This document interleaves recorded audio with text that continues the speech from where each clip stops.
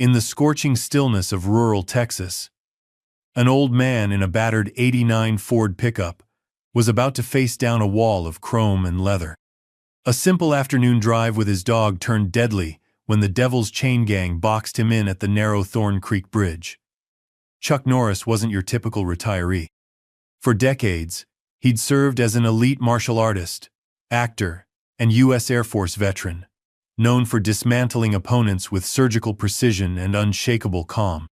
When the Devil's Chain Gang surrounded his truck, they had no idea they were picking a fight with a man who'd spent his life ending them. Chuck responded with measured efficiency, dismantling their formation in seconds, triggering fractures inside the gang that would echo far beyond that bridge. What began as a roadside shakedown would become a turning point in a criminal empire's downfall. The back roads of West Texas would never be the same after Chuck Norris left his mark on them. Before we jump back in, tell us where you're tuning in from. And if this story touches you, make sure you're subscribed, because tomorrow I've saved something extra special for you.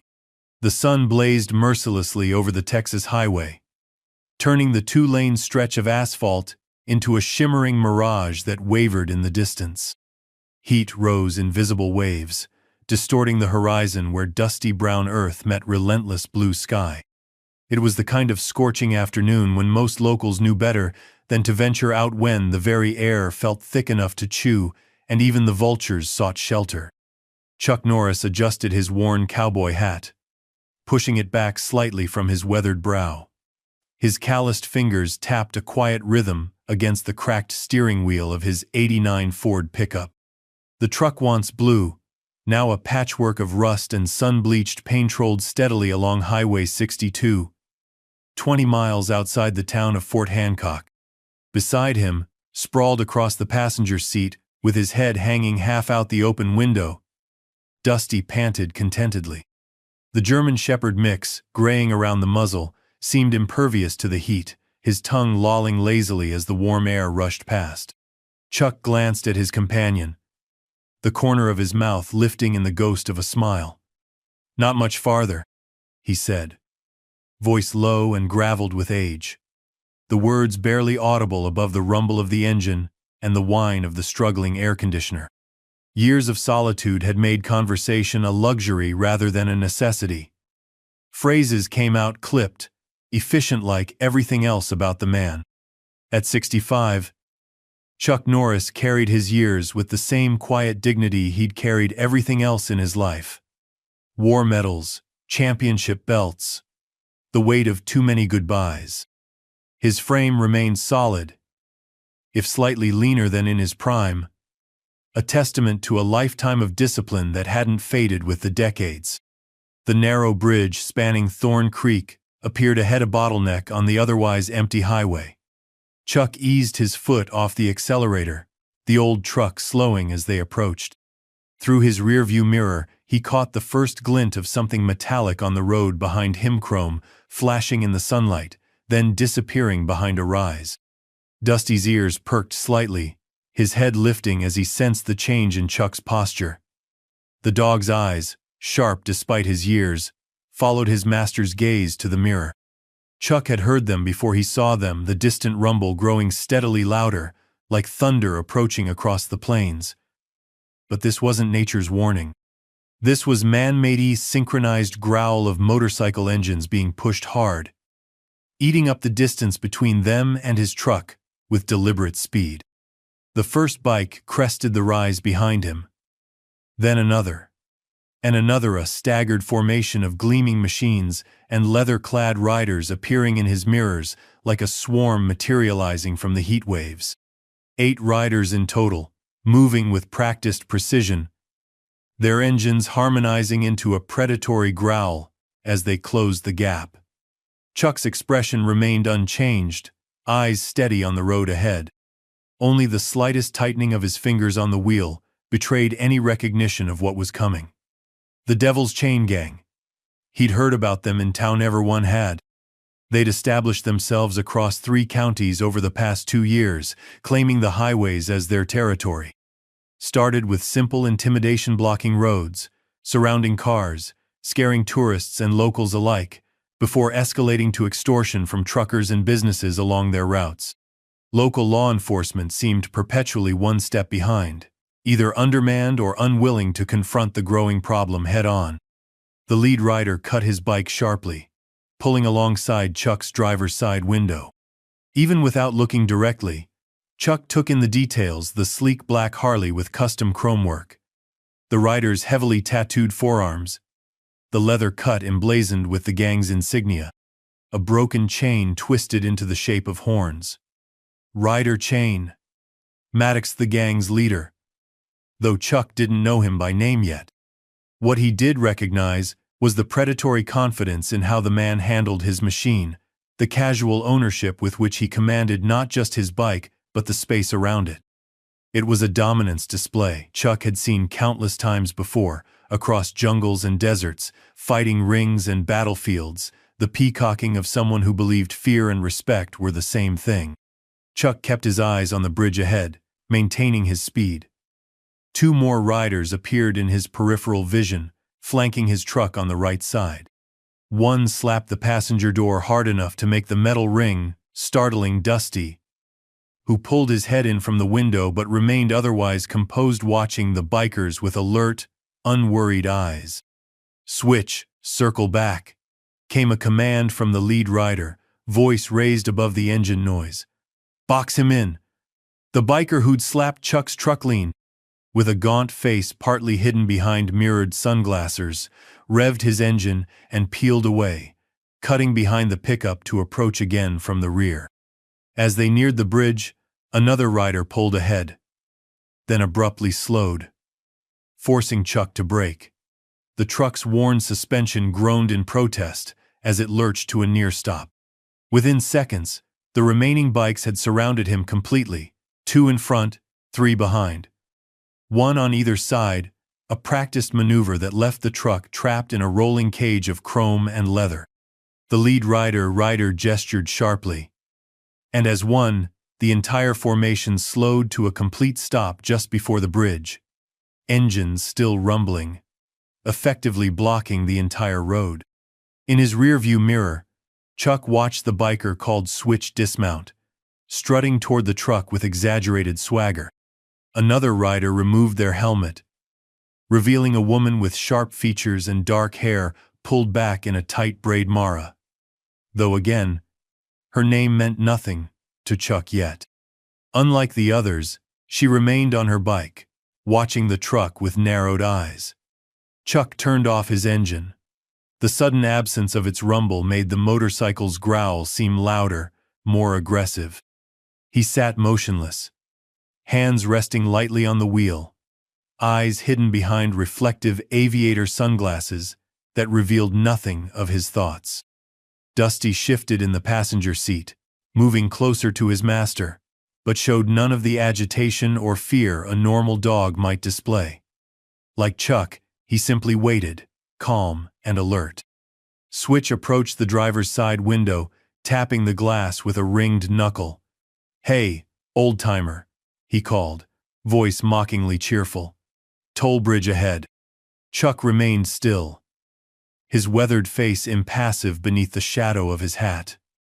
From her position several yards back, Mara frowned slightly. Something about the old man's stillness struck her as odd, not the nervous tension of someone afraid, but something else, something that made the hair on the back of her neck stand up. "Rider," she called, voice low but carrying over the idle engines. "Something's off about this one." But Rider Chain. Maddox was already dismounting, removing his gloves one finger at a time, feeding off the moment as his crew watched. He lived for this, the rush of power. The moment when another driver realized just how completely trapped they were. He'd built his reputation on these encounters, carefully cultivated the stories that spread through truck stops and small towns across 3 counties. "Let's see what we've caught today," he said, tucking his gloves into his belt as he approached the truck. The midday sun beat down mercilessly on the tableau-rusted pickup surrounded by gleaming motorcycles, dust hanging in the air like a gauzy curtain, heat rippling across the asphalt. In the distance, a hawk circled lazily, riding thermals high above the brewing confrontation. Chuck Norris watched its flight through the windshield, his breathing calm and unhurried. Beside him, Dusty's tail thumped once against the Sieta, quiet punctuation to the silence inside the cab. Outside, Ryder stopped beside Switch, the two men standing shoulder to shoulder as they peered into the truck's shadowed interior. Ryder leaned forward, his handsome face twisted into a grin that never reached his eyes. "Looks like we've got ourselves a real cowboy," he announced, loud enough for his crew to hear.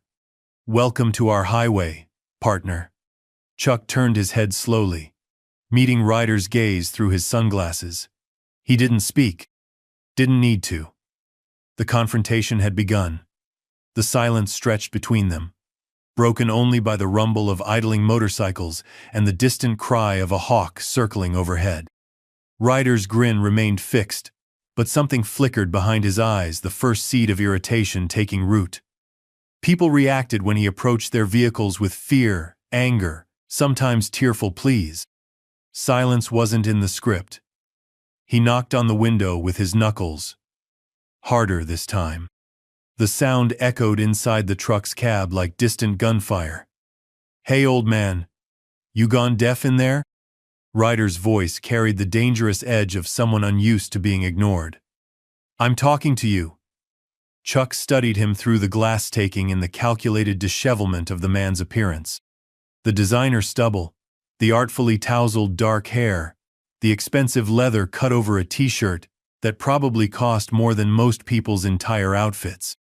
Everything about Ryder Chain Maddox was calibrated for effect, the image of outlaw danger wrapped around a core of privileged entitlement. Switch circled around the front of the truck, trailing his fingers across the hood. "Nice rig," he called out, voice dripping with sarcasm. "What is this, a museum piece?" He pretended to jot down the license plate, calling over his shoulder to the others. "Should we report Grandpa for driving without his nurse?" A ripple of laughter spread through the gang. All except Mara, who remained on her bike, watching the scene with growing unease. Her eyes shifted between Chuck's impassive face and Ryder's increasingly tight expression. "Ryder," she called again, louder this time. "Something's not right about him. Let's move on." Ryder shot her an irritated glance. "Shut it, Mara. I've got this." He turned back to the window, leaning in closer, his breath fogging the glass. "You've got two options, cowboy. Either you pay the toll, or we give you an escort you won't forget." Behind him, the gang members revved their engines in unison, a practiced intimidation tactic that sent birds scattering from nearby trees. Dusty's ears twitched at the sound, but the dog remained calm, dark eyes moving between his master and the men outside. Chuck reached over, placing a weathered hand briefly on the dog's head, a gesture so subtle it was almost imperceptible. After another measured moment, Chuck's hand moved to the window control.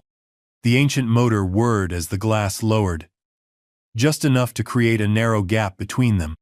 The hot Texas air rushed in, carrying with it the scent of leather, exhaust, and Ryder's expensive cologne.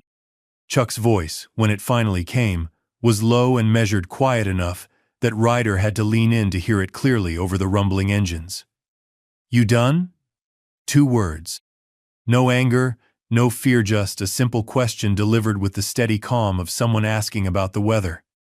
Then the window hummed back up, sealing the cab once more. Ryder blinked, momentarily thrown by the response. It wasn't the quavering voice he'd expected from an old man, nor the angry bluster of someone trying to mask their fear. It was the voice of someone merely passing through an inconvenience, someone who didn't see Ryder Chain Maddox as anything worth getting excited about. Switch let out a harsh laugh, slapping the hood of the truck again. "Oh man, he's got jokes. The old-timer's got jokes." Ryder's jaw tightened, the muscle there jumping beneath his skin. The seed of irritation bloomed into something darker. Being feared was gratifying, being respected was acceptable, but being dismissed? That was intolerable. "Get him out," he said. voice suddenly cold as he stepped back from the truck. "Get him out of that piece of shit truck." The gang responded immediately, engines revving higher as they tightened the circle around Chuck's pickup. Two riders dismounted, moving to flank Ryder, while another positioned his bike directly in front of the truck's hood, blocking any possible forward movement. Inside the cab, Chuck watched the choreographed display with the detached interest of someone who'd seen such performances before and found them lacking. His eyes, hidden behind his sunglasses, noted each position, each movement cataloging strengths, weaknesses, patterns. It was an automatic assessment, ingrained over decades of combat and conflict. Beside him, Dusty sat up straighter, sensing the shift in energy. The dog made no sound, but his posture changed subtly from relaxed to alert, muscles tensing beneath his graying coat. "Last chance, cowboy," Ryder called, loud enough to be heard through the glass. "Step out now, or we drag you out."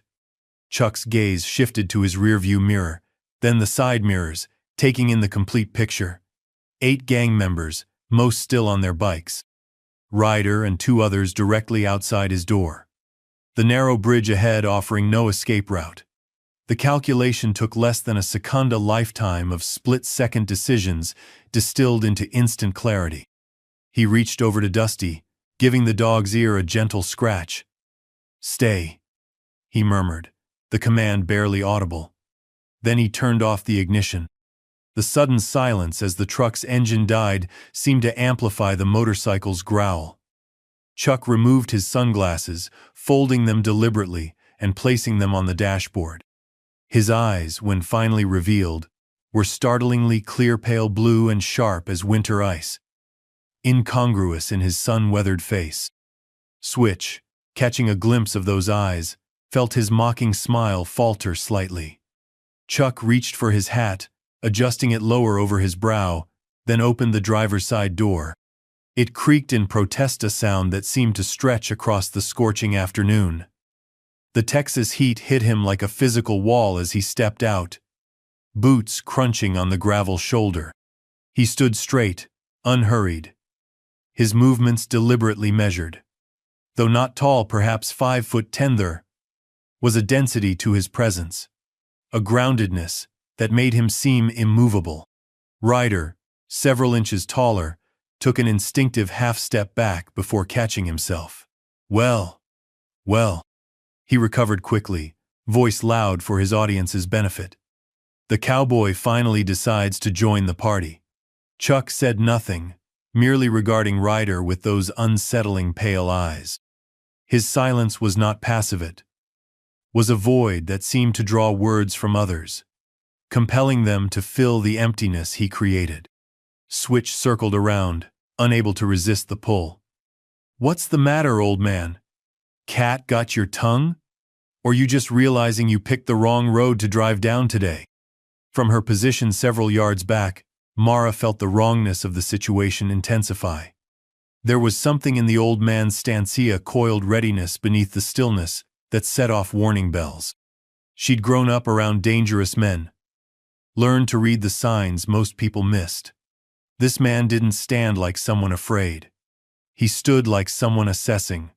"Ryder," she called again, voice sharp with unusual urgency. "Let's just move on, not worth the trouble." Ryder shot her an angry glance. "Since when do you give the orders, Mara? Get back in formation." She held his gaze for a moment, then shook her head slightly, but remained where she was. Chuck's attention caught on the exchange, noting the dynamic, filing it away. His expression remained impassive, but he registered the woman's perception, so different from the blind arrogance of her companions. Ryder turned back to Chuck, stepping closer, deliberately invading his space. "Here's how this works, old-timer. You empty your pockets, wallet, phone, whatever you've got, and maybe we let you and your mutt continue your little Sunday drive." Chuck's gaze traveled slowly from Ryder's face to the gang insignia emblazoned on his leather cut, then back again. His silence had weight now, a pressure building in the air between them. "You deaf or just stupid?" Ryder snapped. patience evaporating in the heat. I said, empty your pockets. The bridge loomed empty behind them, the highway stretching vacant in both directions. No witnesses except the merciless sun and the circling hawk. The world had narrowed to this patch of blistering asphalt, this moment balanced on a knife's edge. I heard you, Chuck finally replied, voice even. I'm just wondering if you boys know what you're doing. Switch barked out a laugh, high and nervous. Listen to him. You boys know what you're doing? Who do you think you are, old man? Chuck Norris? The irony of the question hung in the air, unrecognized by those who had asked it. Chuck's expression didn't change, but something flickered in his eyes, a brief spark. There and gone so quickly it might have been a trick of the light. Ryder stepped closer still, until his face was inches from Chuck's. His voice dropped to a menacing growl, meant for Chuck alone. I know exactly what I'm doing. I own this road. And right now, I own you. Chuck met his gaze steadily, unflinching. When he spoke, his voice was quiet enough that Ryder had to strain to hear it. Telling and preparing this story took us a lot of time. So if you are enjoying it, subscribe to our channel. It means a lot to us. Now back to the story. Son, I've met men like you my whole life. And they all made the same mistake. Despite himself, Ryder found himself asking, what mistake is that? Chuck's answer was delivered with the same calm certainty as everything else he'd said. They confused loudness with strength. Something cold slithered down Ryder's spine, unfamiliar sensation he refused to acknowledge as fear. He covered it with a bark of laughter, turning to make sure his crew could see his contempt. Philosophy from a has-been cowboy. That's rich. He turned back to Chuck, voice hardening. Last chance. Empty your pockets, or things get ugly. Inside the truck, Dusty watched through the windshield, head tilted slightly, alert but unworried. The dog's calm seemed to mirror his master's shared certainty that transcended the tension crackling through the air. Chuck's hands remained at his sides, neither reaching for his wallet nor raising in defense. His stillness was absolute. Now the kind of stillness that precedes earthquake or avalanche. I think, he said softly, things already are. The words hung in the superheated air for a heartbeat. Then, Ryder's patience snapped. With a grunt of frustration, he reached out and shoved Chuck's shoulder hard, the impact punctuating his next words. Enough talk. It was the first physical contact the line crossed. And like a stone dropped into still water, the ripples were about to spread. The shove should have sent a man Chuck's age stumbling backward, off balance and vulnerable. But Chuck Norris didn't move even an inch. His boots remained planted on the sun-baked asphalt as if rooted there, his body absorbing the impact without effort. It was like shoving a brick wall. Ryder blinked, momentary confusion breaking through his anger. He'd expected weakness, frailty, typical vulnerabilities of age. Instead, his hand had met solid muscle beneath the simple cotton shirt, an immovable object where there should have been yielding flesh. Chuck looked down at Ryder's hand, still pressed against his shoulder, then back up to the younger man's face. He didn't speak, but his eyes delivered a clear message. Remove it. A heartbeat of silence stretched between them. Then, with an exaggerated scoff meant to cover his growing unease, Ryder withdrew his hand and took a small step back. Tougher than you look, he said, forcing a smirk. But that won't help you much. Inside the truck, Dusty shifted position, moving to the driver's seat, his dark eyes fixed on the scene outside. The dog's posture was alert but relaxed, not the tense vigilance of an animal sensing danger to its master, but the patient attention of one waiting for a familiar routine to play out. Switch, sensing Ryder's momentary hesitation, stepped forward to reassert the gang's dominance. You picked the wrong day to play hero, old man.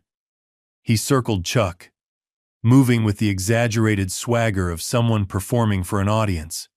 What are you, anyway? Some washed-up rodeo clown? Retired mall cop? Chuck didn't turn to follow Switch's movement, didn't acknowledge the taunts. His attention remained fixed on Ryder the leader, the decision-maker, the one whose choices would determine what happened next. The sun beat down mercilessly, sweat beading on Ryder's forehead, while Chuck remained dry, seemingly immune to the heat. Another small detail that fed the growing seed of doubt in Ryder's mind. Mara edged her bike forward slightly, her eyes never leaving Chuck's still form. "Ryder," she called, voice tense. "We're burning daylight. Jacob's shipment won't wait." It was an excuse, transparent to anyone paying attention, an attempt to provide Ryder with a face-saving exit from a situation that was veering off script. But Ryder had invested too much now, performed too confidently for his crew. Backing down would cost him something he valued more than safety, his image. "Shut up, Mara," he snapped, not looking at her. To the others he called, "Circle tighter. No one's going anywhere until I say so." The remaining gang members revved their engines in acknowledgement, their bikes inching closer to form an impenetrable ring around Chuck and his truck. The circle of chrome and leather gleamed in the harsh sunlight, heat rippling off metal and asphalt in visible waves. Chuck observed it all with the same impassive calm, taking in each position, each angle. His eyes flickered briefly to the rearview mirror of his truck, connecting with Dusty's gaze for a split second before returning to Ryder. "Your call," he said quietly. "Walk away now, and we all go home." It was an offering one last chance to defuse the situation. The words were delivered without threat or bravado, a simple statement of fact. But to Ryder, they sounded like a challenge, and challenges to his authority in front of his crew were unforgivable. "Our home is this highway, old man," he replied, voice rising to ensure his gang could hear him clearly. "And you're trespassing." Switch searched the truck. Switch's grin widened as he moved toward the pickup's driver's side door.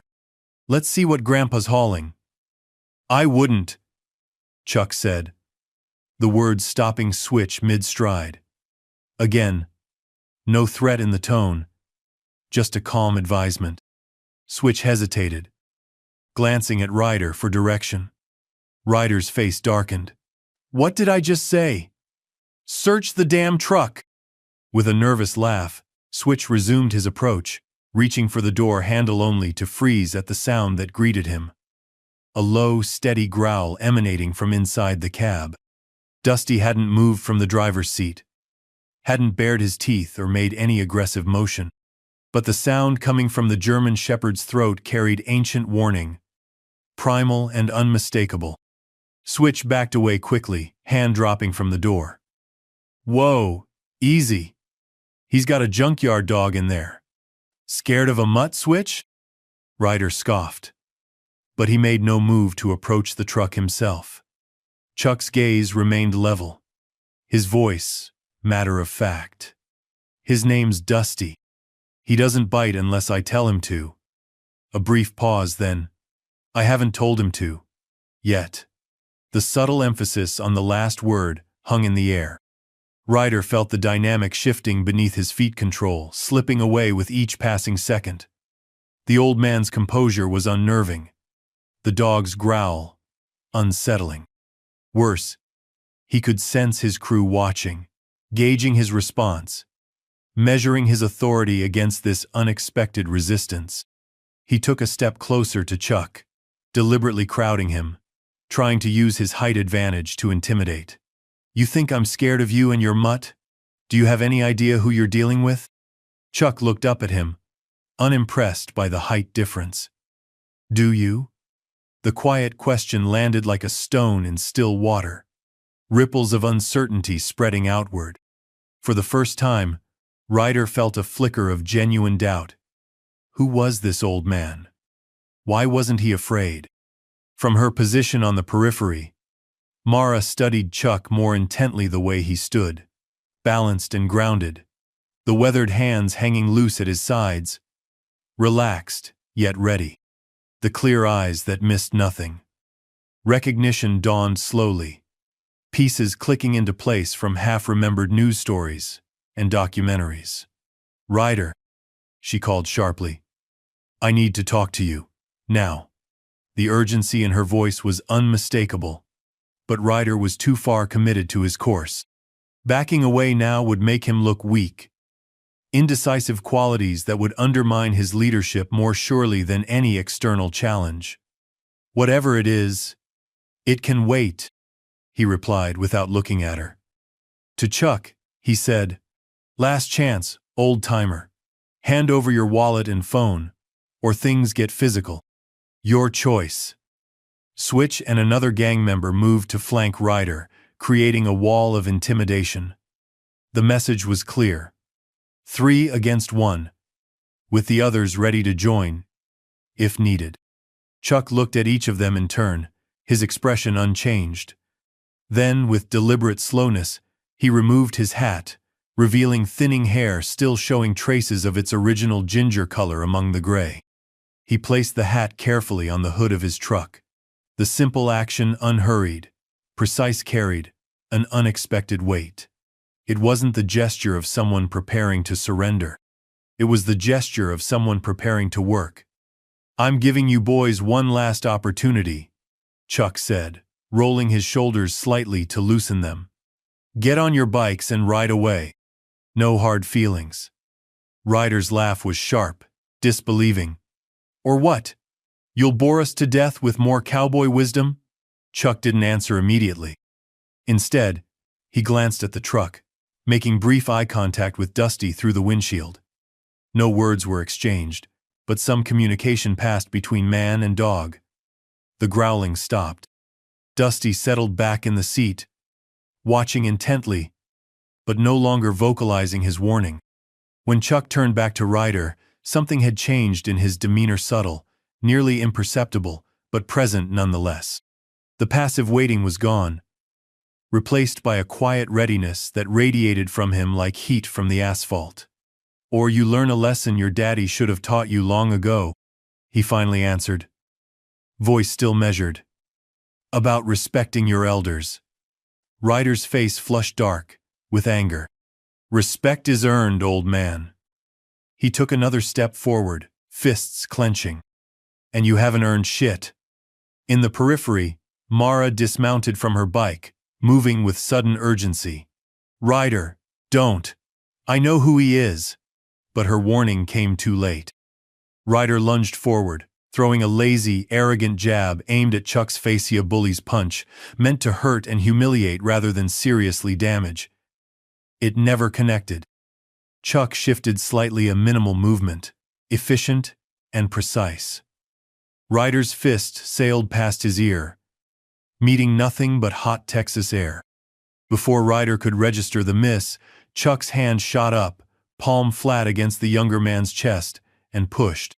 It was not a strike, just a push, the kind of casual gesture one might use to create personal space in a crowded room. But the effect was dramatic. Ryder stumbled backward, as if hit by something much more substantial, arms pinwheeling as he fought to regain his balance. He managed to stay on his feet, but only barely, his face registering shock before it twisted into renewed fury. "What the hell?" he began, but Chuck cut him off. "That was your free one," he said calmly. "There won't be another." The warning hung in the air, clear and unmistakable. Switch's nervous laugh sliced through the tension. "Lucky dodge, old man." But the mockery sounded hollow now, uncertainty creeping into his voice. Ryder straightened, adjusting his leather cut with an angry jerk. "Enough games," he snarled. To his crew he shouted, "Take him down!" Switch responded instantly, lunging toward Chuck from the side, while the third gang member moved in from the other direction. A coordinated attack meant to overwhelm their target with numbers and speed. But Chuck was already moving. He sidestepped Switch's charge with the same economy of motion he'd used against Ryder, adding a subtle redirection with his hand that sent the lanky biker stumbling past him. Switch's momentum carried him forward until he collided with his own motorcycle. the impact sending bike and rider crashing to the ground in a tangle of limbs and chrome. The third attacker fared no better. He managed to grab Chuck's arm, thinking he'd secured it advantageously, to find his wrist caught in a grip like iron. Chuck twisted slightly, applying precise pressure to nerve points. The biker's eyes widened in shock as pain shot up his arm, his fingers going numb, his knees buckling beneath him. Chuck released him as he fell, the entire exchange taking less than 3 seconds. The remaining gang members watched in stunned silence as 2 of their own were neutralized with seemingly effortless efficiency. The old man had barely appeared to move, yet Switch was groaning on the ground beside his fallen bike, and the third attacker was on his knees, cradling his wrist, face pale with pain and surprise. Mara's voice cut through the shocked silence. "I tried to tell you, Ryder. That's Chuck Norris." The name landed in the scorching air like a thunderclap. Recognition dawned on the faces around the circle, eyes widening, postures changing as the gang members reassessed the unassuming figure before them. Chuck Norris, martial arts champion, action star, the subject of 1,000 legends and jokes. Older now, certainly, but unmistakable in the flesh. Ryder's expression cycled rapidly through disbelief, realization, and then most dangerous of all, wounded pride. Being bested by an ordinary senior citizen would have been humiliating enough. Being bested by Chuck Norris in front of his entire crew was intolerable. "I don't care if he's Santa Claus," he spat, fury overriding good sense. "Nobody makes a fool out of me on my road." With a roar of rage, he charged forward, abandoning all pretense of technique in favor of raw aggression. Chuck stood his ground, centered and calm, amid the chaos, a still point in the eye of the storm. The Texas sun beat down mercilessly, casting harsh shadows across the tableau, shadows about to shift as swiftly and decisively as the balance of power on that lonely stretch of highway. Ryder's charge was all fury and no finesse, bull rushing a matador. Powered by wounded pride and blind rage, he bore down on Chuck with his full weight behind a wild haymaker, a knockout punch meant to end the confrontation in a single, decisive blow. It might have worked against an ordinary senior citizen. It might even have worked against a trained fighter who'd let his skills rust with age. It did not work against Chuck Norris. Chuck pivoted slightly, his movement so subtle, it was almost imperceptible. Ryder's punch sliced through empty air where Chuck's jaw had been a millisecond earlier. The miss threw the gang leader off balance, his momentum carrying him forward into vulnerability. Chuck's response was controlled, measured a short, sharp jab to Ryder's solar plexus, delivered with surgical precision. Not his full strength. Not meant to seriously injure, just enough force to introduce Ryder to consequences. The impact drove the air from Ryder's lungs in an audible whoosh. He doubled over, gasping, eyes wide with shock as much as pain. Chuck stepped back, hands returning to a neutral position, giving the younger man space to recover. "That's one," Chuck said quietly. Around them, the gang members shifted uneasily, exchanging glances. The dynamic had changed dramatically in the space of seconds. Their undefeated leader, the man who'd built his reputation on fearsome dominance, was bent over, struggling to breathe.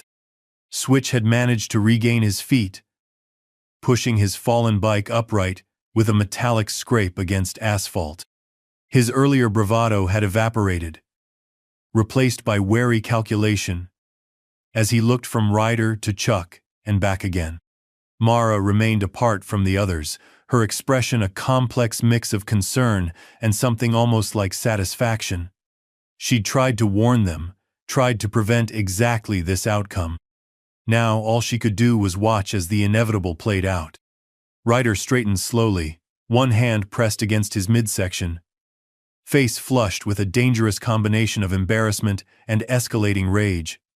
"Lucky shot," he managed between ragged breaths. Chuck didn't respond to the transparent attempt to save face.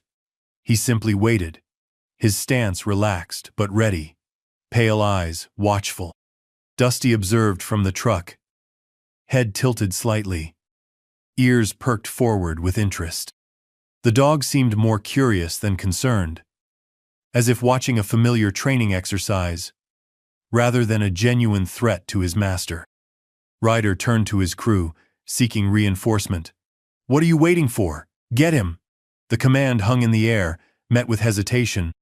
The gang members who remained on their bikes exchanged uncertain glances. The calculus had changed. This wasn't some helpless traveler or nervous trucker. This was Chuck Norris, older, yes, but demonstrably still dangerous. "Now!" Ryder barked, desperation edging into his voice. Two riders reluctantly dismounted, moving forward with visible apprehension. One drew a switchblade from his pocket, the metallic click of its opening unnaturally loud in the tense silence. The other picked up a heavy chain from his bike, wrapping it around his fist. Chuck assessed the new threats with the same calm detachment he'd shown throughout. His gaze flickered briefly to the weapons, then back to the men's faces. He made no move to retreat, no attempt to return to his truck for safety. "Weapons against an unarmed senior citizen," he remarked mildly. "Your mothers must be proud." The biker with the chain faltered slightly, a flicker of shame crossing his features before Ryder's voice lashed out again. "Stop stalling and take him down." The two gang members moved in simultaneously, coordinated pincer attack. The one with the knife lunged from the left while his partner swung the chain in a wide arc from the right, attempting to trap Chuck between them. For a man in his 60s, Chuck's speed was astonishing. He stepped inside the chain's arc, neutralizing its effectiveness, while simultaneously catching the knife wielder's wrist mid-thrust. A quick twist. A precise application of pressure to nerve points. And the switchblade clattered to the asphalt. In the same fluid motion, Chuck's elbow found the chain wielder's sternum with controlled force, sending him staggering backward. The entire exchange took less than 2 seconds. The knife wielder found himself on one knee, arm immobilized in Chuck's grip, face contorted in pain. His partner stumbled back, chain dangling uselessly from his fist, struggling to regain his breath. Chuck released the first man with a slight push that sent him sprawling, then stepped back, resuming his neutral stance. 4 attackers had engaged him now, and 4 had been dispatched without Chuck throwing a single full-powered strike. "That's 2 and 3, he said, voice unchanged, as if he were simply keeping score in a friendly game. Sweat beaded on Ryder's forehead, no longer just from the Texas heat. His carefully constructed image was crumbling before his eyes. Worse, he could see the shift in his crew's faces, the first seeds of doubt taking root, respect transferring from him to the unassuming figure in worn boots and faded jeans. "He's an old man," Ryder shouted, voice cracking slightly. "There's 1 of him and 8 of us." 7. Mara corrected coldly from the periphery. "I'm not part of this fiasco." Her defection was like a physical blow. Ryder's head snapped toward her, eyes narrowing with betrayal. "You're either with us or against us, Mara." She met his gaze steadily. "Then I guess I'm against stupidity." A ripple went through the remaining gang. Members' glances exchanged. Subtle shifts in posture. The unified front was fracturing. Certainty replaced by doubt. Switch, who had recovered enough to rejoin the confrontation, looked between Ryder and Chuck, conflict evident on his gaunt face. Self-preservation warred with loyalty, caution with commitment. "Ryder, man," he said, voice low. "Maybe we should." "Shut up!" Ryder cut him off, desperation turning to recklessness. "I'm not losing to some washed-up has-been." With that, he reached behind his back and pulled out a handgun, a compact 9mm that gleamed dully in the harsh sunlight. The appearance of the weapon changed the temperature of the confrontation instantly, escalating it from dangerous to potentially lethal. "Not so tough now, are you?" Ryder sneered, aiming the pistol at Chuck's chest. A collective intake of breath swept through the gang. Even those most loyal to Ryder hadn't expected this turn. Intimidation was one thing, armed assault was another entirely. Chuck's expression remained unchanged, but his eyes sharpened, focusing on Ryder with new intensity. When he spoke, his voice carried a different quality, but with an edge of steel beneath the calm. "Son, you don't want to do that." Ryder's hand trembled slightly. Whether from adrenaline or uncertainty was impossible to tell. "Don't tell me what I want, old man." Inside the truck, Dusty's demeanor shifted for the first time since the confrontation began. The dog rose to his feet, a low growl building in his throat as he sensed the escalation of threat to his master. Mara took a step forward, hands raised in a placating gesture. "Ryder, put it down. This is way over the line." "Stay back," Ryder snapped, gun unwavering. "All of you stay back.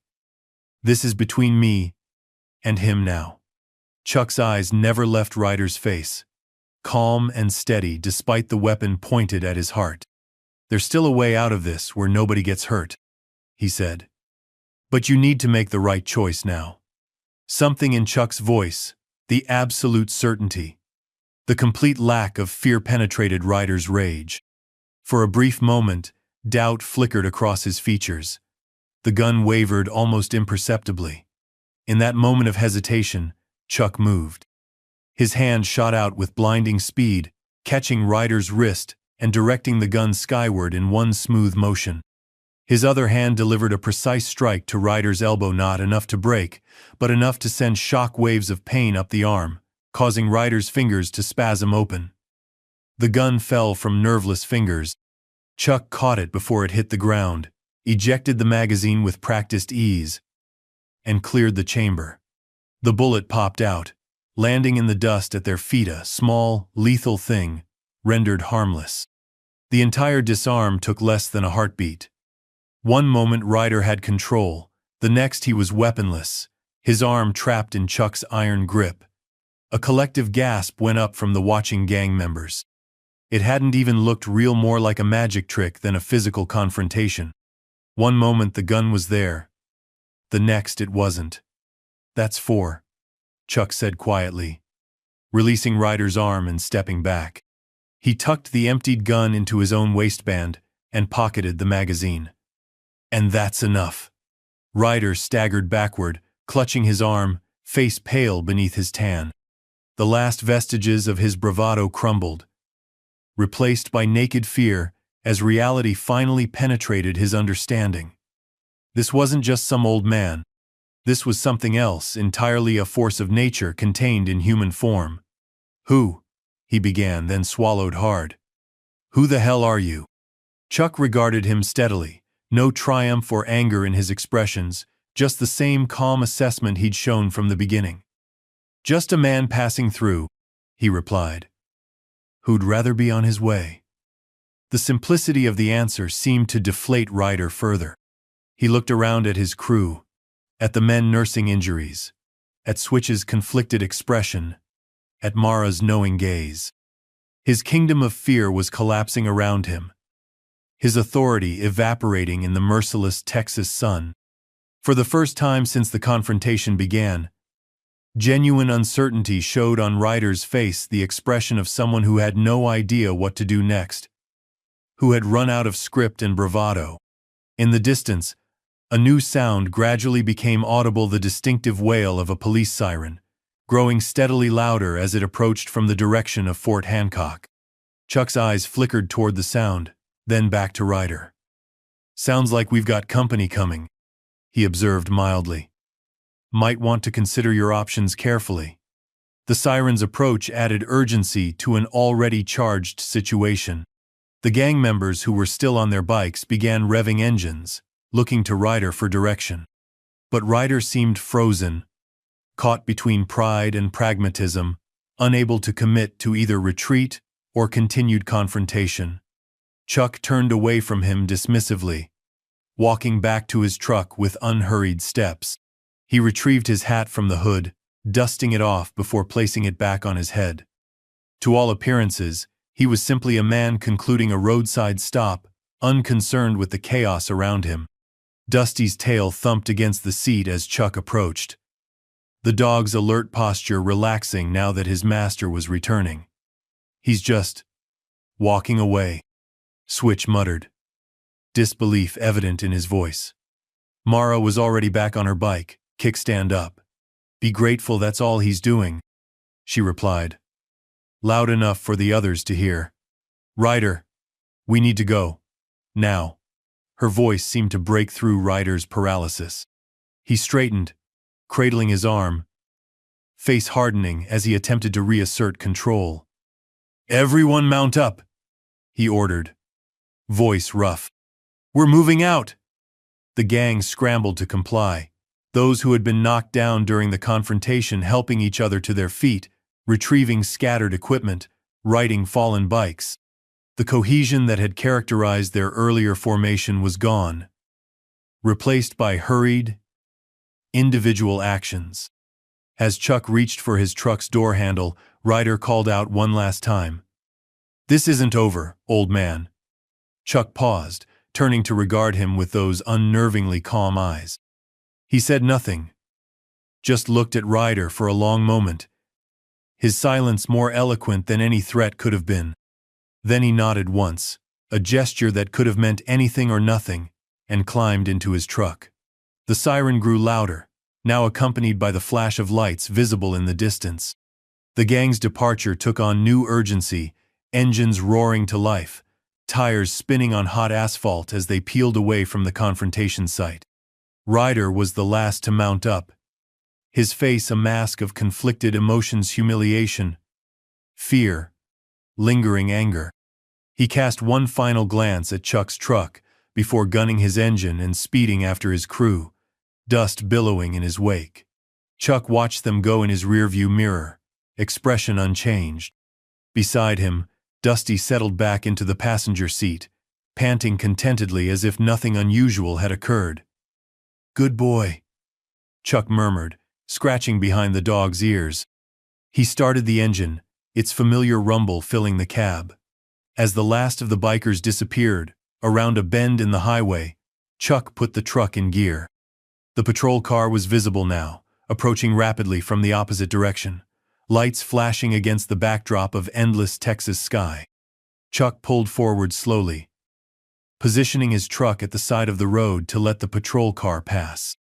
But to his mild surprise, the vehicle slowed as it approached, eventually coming to a stop alongside his pickup. The window rolled down, revealing a middle-aged man in a khaki uniform, hat pulled low against the sun's glare. Deputy Hank Willis leaned out, pushing his sunglasses onto his forehead as he squinted at Chuck. "Everything all right here, Mr. Norris?" he called, gaze traveling from Chuck to the dust cloud still visible in the distance. "Thought I saw some commotion from up on Ridge Road." Chuck considered the deputy for a moment. Hank Willis had been patrolling these highways for nearly 15 years. They'd exchanged nods at the diner in town occasionally, passed the time of day at the gas station, but never moved beyond casual acquaintanceship. "Just a misunderstanding," Chuck replied finally. "Nothing worth writing up." Hank's eyebrows rose slightly. "That the chain gang I saw pulling out? They giving you trouble?" Chuck shrugged, the gesture deliberately non-committal. "They were," he allowed. "They aren't now." Understanding dawned slowly on the deputy's weathered face, followed by a smile that crinkled the corners of his eyes. "I see," he said, nodding. "Well, glad to hear it sorted itself out." He glanced again at the retreating dust cloud, then back at Chuck, curiosity evident. "Don't suppose you'd care to fill me in on the details? Been trying to catch those boys red-handed for months now." "Not much to tell," Chuck replied. "They stopped me. We had a conversation. They left." Hank chuckled, shaking his head slightly. "A conversation, huh? Must have been quite the talk." Chuck's expression remained impassive, but something like amusement flickered in his eyes. "Words can be persuasive, deputy." "I bet they can," Hank agreed, settling his sunglasses back into place. "Especially when they're backed up by other persuasions." He straightened in his seat, becoming more official. Need me to take a statement? Could help with the ongoing investigation. Chuck considered this, then shook his head. Don't think that'll be necessary. My guess is they'll be giving this stretch of road a wide berth for a while. Hank looked like he wanted to press the issue, but thought better of it. He nodded slowly. Your call, Mr. Norris. But if you change your mind, I know where to find you. Chuck finished for him.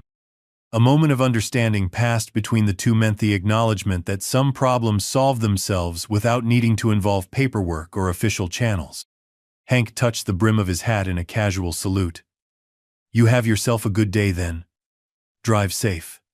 Always do, Chuck replied.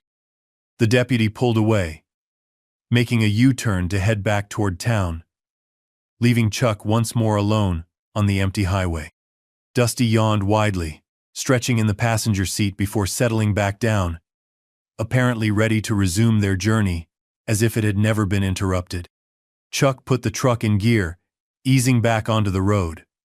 The bridge that had been their destination before the confrontation lay ahead, spanning the dry riverbed below. Beyond it, the highway stretched toward the horizon, shimmering in the heat. In the silence of the cab, Chuck allowed himself a small, barely perceptible smile, no of triumph or satisfaction, but of simple acknowledgement. Another day, another lesson delivered to those who needed it. Beside him, Dusty's tail thumped once against the seat, as if in agreement. The old pickup gathered speed, carrying them forward into the vast Texas afternoon, leaving the confrontation behind like just another mile marker on a long, familiar road. 10 miles down the highway, rider Chain Maddox pulled his bike to the shoulder, the rest of the gang following suit. Engines died one by one until only the desert silence remained. Ryder dismounted stiffly, nursing his injured arm, his face flushed with humiliation. This is bad, Switch muttered, leaning on his handlebars. If word gets out. It won't, Ryder snapped. Nobody talks about this. Nobody. Mara sat astride her bike, slightly apart from the others. It happened, Ryder. Denying it won't change that. He rounded on her, eyes blazing. You trying to say something, Mara? Because I'm still in charge here. Are you? The question hung in the air between them. Because from where I'm sitting, you just got handed your ass by a man old enough to be your grandfather. Tension crackled through the group. No one spoke to Ryder that way, not if they wanted to remain in the gang. We regroup, Ryder finally said, voice rough. And we make sure that old man regrets ever crossing our path. I don't know, man, Switch interjected. That wasn't just any old-timer. That was Chuck Norris. I don't care if it was God himself, Ryder snarled. Nobody makes a fool out of me and gets away with it. He didn't just make a fool of you, Mara pointed out matter-of-factly. He disarmed you. He could have killed you, Ryder. He chose not to. The truth hit Ryder like a physical blow. For a brief moment, his mind flashed to his childhood. His father's contemptuous voice. The lesson repeated with fists and belt. Weakness was unforgivable. He'd built his entire identity around never being weak. He got lucky, Ryder insisted. But the words sounded hollow even to his own ears. 8 against 1 isn't luck, Switch countered. That was something else. Silence fell, as reality settled over them like dust on their chrome. They'd built their reputation on being untouchable. Now that foundation was shattered. Maybe we should lie low for a while? A younger member suggested hesitantly. Head up to the canyon hideout until this blows over? Fine, Ryder conceded shortly. We'll head to the canyon. Regroup. As the gang prepared to remount, Mara remained still. Ryder, she said. Some fights aren't worth having. Some opponents aren't worth making. What's that supposed to mean? He demanded. It means sometimes the smartest move is to walk away. Like hell, Ryder spat. Nobody disrespects the chain gang and walks away. Mara held his gaze steadily. Well, I'm out. The statement landed like a thunderclap. What did you say? Ryder's voice dropped dangerously low. I said I'm out, Mara repeated, unflinching. This isn't what I signed up for. Pulling guns on old men? Planning revenge because your ego got bruised? That's not the road I want to ride. Switch stepped forward, alarmed. Mara, come on. Think about what you're saying. I have thought about it, she replied. For longer than you know. Ryder's expression darkened further. Nobody leaves the chain gang. Nobody. Mara Smileda. Small, knowing curve of her lips that contained neither fear nor regret. I just did. With deliberate movements, she unpinned the gang insignia from her leather cut, holding it out toward Ryder. When he didn't take it, she let it fall to the dust at his feet. You can't do this, he said, voice tight with barely controlled rage. I already have, she replied simply. She looked around at the others. Anyone else coming? A tense silence followed. Some looked away, unwilling to meet her gaze. Others shifted uncomfortably, caught between loyalty and doubt. Switch took half a step forward, hesitated, then stepped back. His conflict evident. Mara nodded once, accepting their choice without judgment. Be careful, she said. And think about what you saw today. Real strength doesn't need to shout. She kicked her bike to life and accelerated away, heading not toward the canyon hideout, but back toward town. Ryder watched her go, fists clenched so tightly his knuckles showed white. He snatched up the discarded insignia and hurled it into the desert with a wordless cry of rage. Mount up, he finally ordered, voice rough. We're moving out. One by one they obeyed, engines roaring to life. But as they pulled away, something had changed, spaces wider, alignments less precise. The unified front had fractured, hairline cracks spreading through what had once seemed impenetrable. Miles away, Chuck guided his pickup along the winding road to his ranch. The confrontation felt distant now, just another brief interruption in the steady rhythm of his days. Dusty's head rested contentedly on his thigh as Chuck absently stroked the graying fur. The familiar gates appeared ahead, the weathered sign reading, Flying Circle Ranch, swinging gently in the breeze. As he pulled up to the house, he noticed a motorcycle parked in the shade of the old cottonwood tree. Chuck assessed the situation calmly. He brought the truck to a stop and sat for a moment. Dusty lifted his head, ears perked forward, but showed no signs of alarm. Let's see what we've got, boy, Chuck murmured, stepping out. He moved unhurriedly toward the porch, Dusty padding alongside. As they rounded the corner, he saw Mara seated on the swing, her leather jacket removed, a small duffel bag at her feet. Mr. Norris, she greeted him. Hope you don't mind me waiting. Figured you'd be back eventually. Chuck regarded her steadily. Most people use the phone. A ghost of a smile touched her lips. Most people aren't leaving a biker gang. Understanding dawned in Chuck's eyes. He nodded slightly, acknowledging what remained unspoken, that returning to town might not have been safe. Coffee? He offered simply. That would be nice, she replied. Inside the modest ranch house, Mara took a seat at the kitchen table, while Chuck prepared coffee. Dusty settled on a worn rug in the corner, watching them with mild interest. When Chuck placed a steaming mug before her and took the seat opposite, Mara wrapped her hands around the ceramic. Thank you, she said. And they both knew she meant for more than just the coffee. Chuck nodded once, acknowledging everything that didn't need saying, that his intervention had given her the opening she'd been looking for. What's your plan? He asked after she'd taken her first sip. Mara considered the question. Head east, maybe. I've got a cousin in Louisiana who runs a garage. Said there's always work if I want it. Ryder won't let it go easy, she added after a moment. Leaving the gang. It's not done. He'll try to find you, Chuck stated rather than asked. Probably, she agreed. But he'll be looking for the bike first. A smile touched her lips. Which is why I'm hoping to trade it for something less conspicuous. Chuck's eyebrows rose slightly. You're looking to make a deal. If you're willing, she confirmed. My bike's worth 3 times what that old truck of yours is. But I'd trade straight across. Chuck sipped his coffee, considering her offer. It wasn't the motorcycle itself that interested him, it was what lay beneath the proposal. A clean break. A fresh start. Why? He asked finally. Mara met his gaze directly. Because I saw something today. I've been needing to see for a long time. Strength that doesn't need to prove itself. Power that doesn't depend on fear. Chuck listened without interruption. When she finished, he rose from the table and left the kitchen, returning moments later with a set of keys that he placed on the table. Registration's in the glove box, he said simply.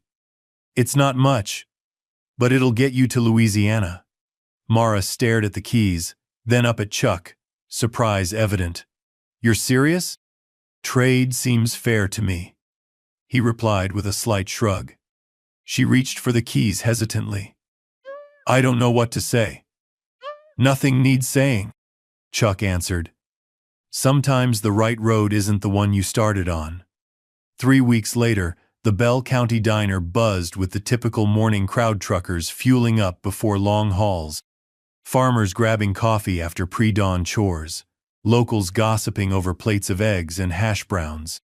The air was rich with the scent of bacon and fresh-baked biscuits, punctuated by the clatter of dishes and the hum of conversation.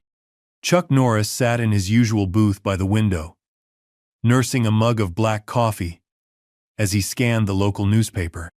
Dusty dozed contentedly beneath the table, occasionally lifting his head when the waitress passed by with a fresh pot. The diner had been Chuck's Thursday morning ritual for years, now a small concession to sociability in an otherwise solitary existence. The staff knew him well enough to bring his coffee without asking, to leave him in peace with his paper, to understand that his quiet presence was its own form of participation. Warm that up for you, Chuck? Rosa, the longtime waitress, appeared beside his table, coffee pot in hand. He nodded, folding the paper and setting it aside. Thanks, Rosa. She refilled his mug, then hesitated, glancing toward the door. Heard anything from that girl? The one who left town in your old Ranger? Chuck shook his head slightly, not expecting to. Rosa clicked her tongue. Well, word is the chain gang's been keeping clear of the county since that day. Sheriff Willis says he hasn't had a single complaint about road harassment in 3 weeks now. That so? Chuck replied mildly, though nothing in his expression suggested surprise. Rosa confirmed, leaning in slightly. And that Ryder fellow? I heard he's been having some leadership troubles. Half his crew split off, headed up to Amarillo Way. Chuck sipped his coffee without comment, but Rosa was used to carrying conversations for both of them. Anyway, she continued, straightening up, thought you'd want to know. Your usual today? Please. He nodded. She moved away to put in his order, leaving Chuck to his thoughts and his coffee. The news about the chain gang didn't surprise him. Power built on fear was always precarious. One demonstration of its limitations was often enough to shatter the illusion completely. The bell above the diner door chimed as a new customer entered. Chuck didn't look up immediately, his attention returning to an article about local water conservation efforts. It was only when a shadow fell across his table that he raised his eyes. Deputy Hank Willis stood there, Stetson in hand, his expression caught between professional neutrality and personal concern. Morning, Chuck, he greeted. Mind if I join you for a minute? Chuck gestured to the empty seat across from him. Help yourself. Hank settled into the booth, placing his hat on the seat beside him. He nodded to Rosa, who acknowledged him with a raised coffee pot from across the room. Nice day shaping up, Hank observed, glancing out the window at the clear blue sky. Chuck recognized the comment for what it was, a preamble, not the purpose of the visit. He waited, allowing Hank the space to come to his point in his own time. Rosa appeared with a mug, filling it with coffee before retreating again, sensing the official nature of the conversation. Hank added cream and sugar, stirred methodically, then looked up at Chuck with a more direct gaze. "Got a call from the Louisiana State Police yesterday," he said, keeping his voice low. "They found a body outside Shreveport. Male, late 20s. Shot twice. Execution style." Chuck's expression remained unchanged, but his attention sharpened. "Anyone I know?" Hank took a sip of his coffee before answering. "Ryder Maddox. Though, according to his ID, he was going by Richard Madsen these days. The information settled between them, its implications clear. Ryder had followed Mara to Louisiana exactly as he'd threatened to do." "Any suspects?" Chuck asked after a moment. Hank shook his head. "Nothing solid. But they did find something interesting on the body." He reached into his pocket and withdrew a small evidence bag containing a piece of Metaltha chain gang insignia, identical to the one Mara had dropped in the dust 3 weeks earlier. "Pinned to his chest," Hank continued, "like a calling card." Chuck studied the emblem without touching the bag, his expression revealing nothing of his thoughts. "I spoke with Ms. Voss by phone this morning," Hank added, watching Chuck carefully. "She's working at her cousin's garage in Baton Rouge, has been for 2 weeks now. Multiple witnesses place her at a staff barbecue the night Maddox was killed." "Sounds like she's in the clear then," Chuck observed mildly. Hank nodded slowly. "Technically, yes. Though the Louisiana detectives find it coincidental that Maddox turned up dead in the same state she relocated to." "Life's full of coincidences," Chuck replied. "It surely is," Hank agreed, returning the evidence bag to his pocket.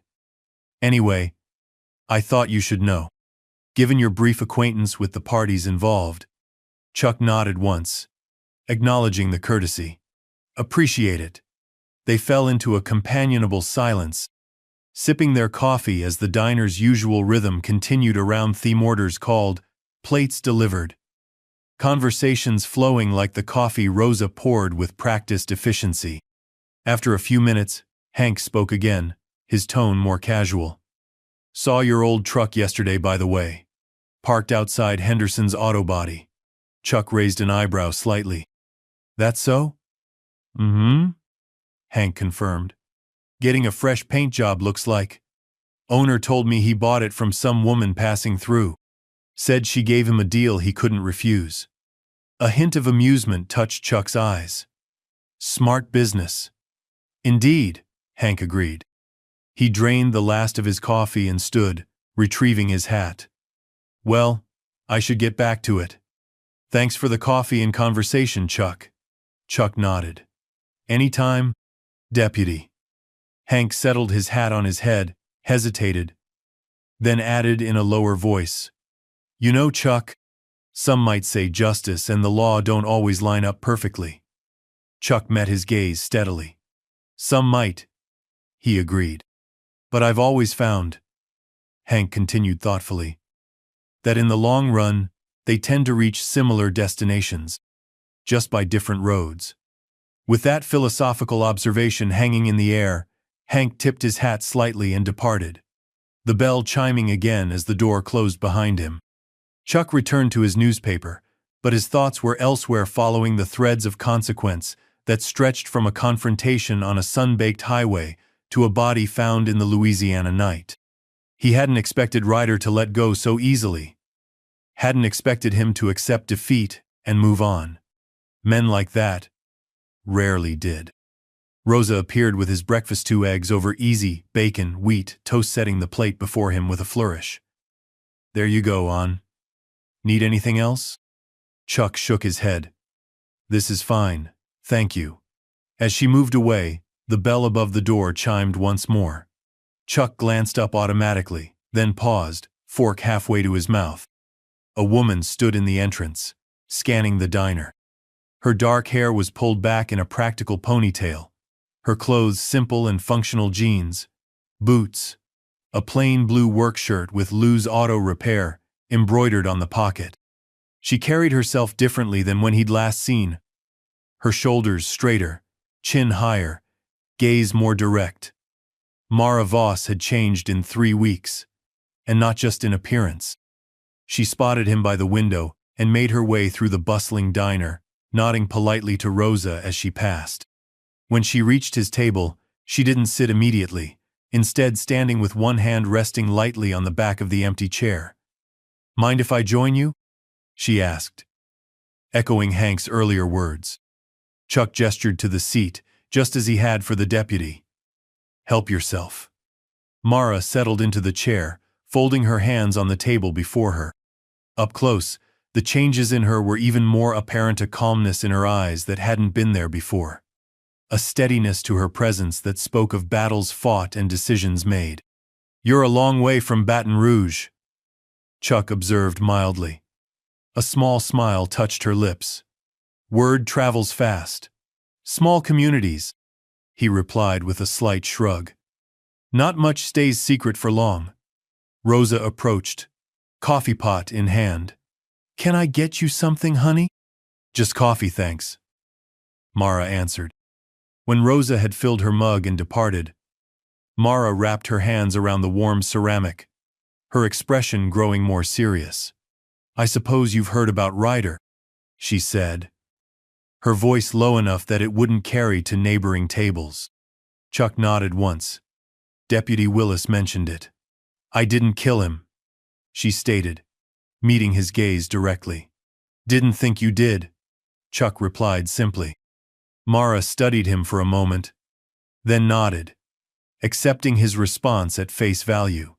"The police seem satisfied with my alibi, but—" she trailed off, searching for the right words.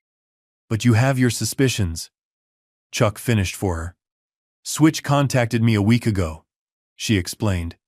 "Said the gang had fractured after what happened here. Half went with him, splitting off from Ryder's increasingly erratic leadership." She sipped her coffee, gathering her thoughts. "He also said Ryder was obsessed with finding me, with making an example of me." Chuck listened without interruption, his expression revealing nothing.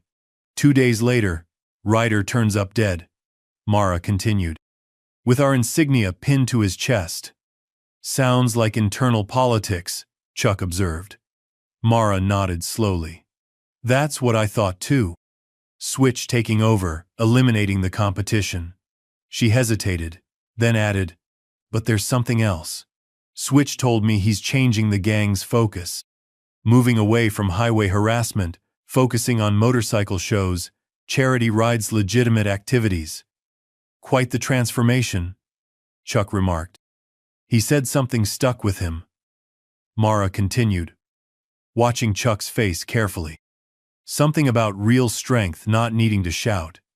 The phrase hung between them, Mara's own words from that day on the ranch, echoing Chuck's earlier lesson to Ryder on the highway. "Words have power," Chuck said after a moment. "When they're backed by truth." Mara nodded, a weight seeming to lift from her shoulders. She reached into her pocket and withdrew a small manila envelope, placing it on the table between them. "The title to the Ranger," she explained. "Signed over to you. And this." She placed a set of keys beside the envelope. "For your truck. Henderson finished the restoration work yesterday." Chuck glanced at the items but made no move to take them. "Wasn't necessary." "It was to me," Mara replied firmly. "I don't leave debts unpaid." Chuck studied her for a long moment, seeing beyond the surface changes to the deeper transformation beneath a woman who had found her own strength, who had broken free of old patterns, who was charting a new course by her own compass. "Fair enough," he said finally, accepting both envelope and keys with a nod of acknowledgement. Mara visibly relaxed, as if a final piece of unfinished business had been concluded to her satisfaction. "I'm heading up to Colorado," she said, her tone lighter now. "My cousin's opening a second garage in Denver, asked me to manage it." "Sounds like a good opportunity," Chuck remarked. "It is," she agreed. A new start. She hesitated, then added, I just wanted to stop by on my way through. To say thank you. For everything. Chuck nodded once, accepting her gratitude without need for elaboration. You take care of yourself, Mara Voss. You too, Chuck Norris, she replied, a smile touching her lips as she spoke his full nomino. Longer a legend or myth, but simply a man who had shown her a different kind of strength. She rose from the table, leaving her coffee mostly untouched.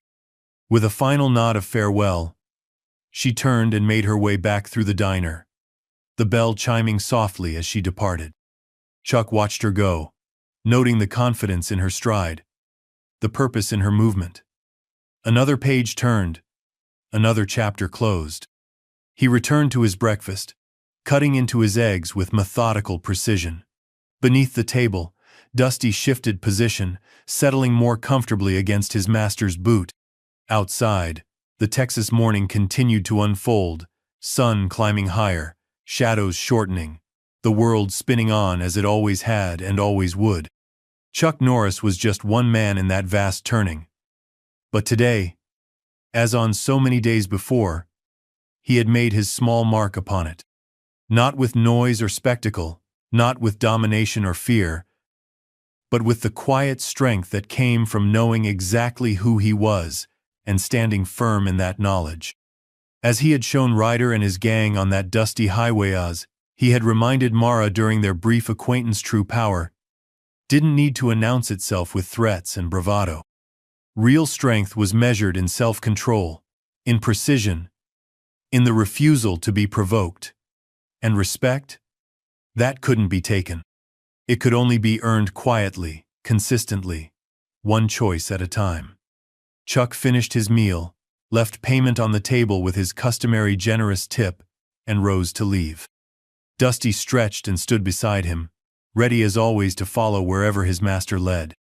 Together, they stepped out into the bright Texas morning, two old warriors, continuing their journey with the same quiet dignity that had carried them this far.